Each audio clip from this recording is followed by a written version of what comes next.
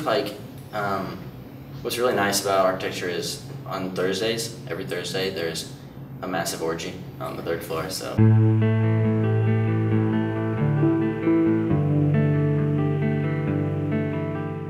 To be honest, it's so terrible.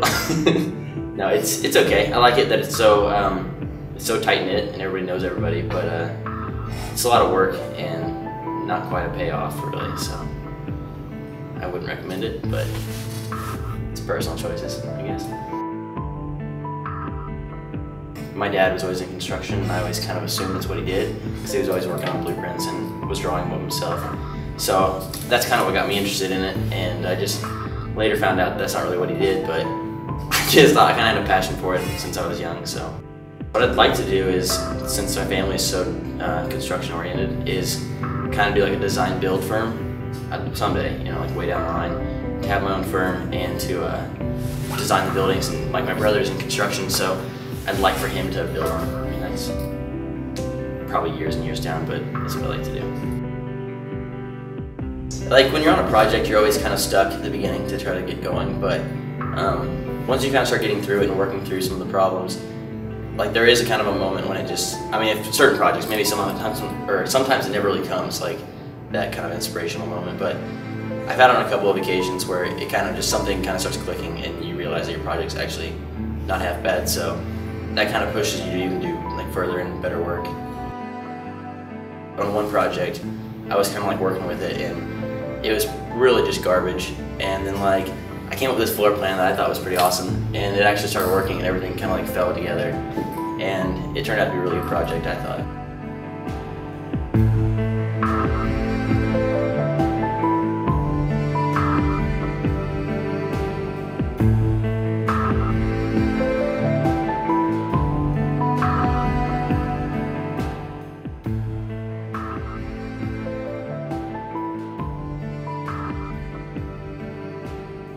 I would definitely want to design like based on what they want. We're going to have like an original idea for every project. I don't know, like there's probably very few architects in the world that really get that opportunity, you know, the really big ones, but that would be everybody's dream to kind of get to that level, but it's hard to say. It'll probably be, because like the initial, you are working a firm forever and you just like do blueprints and draw plans, and that's so boring. So I don't want to do that, so like I'm also thinking of other things to do with it, like construction management is something that I'm interested in because of the family thing, you know. So that's something that I would probably be, like I'd entertain that idea a little better than ever sitting like in an office and just doing blueprints every day, you know. I'd lose my mind, I think, with that, but I don't know if I even answered that question right.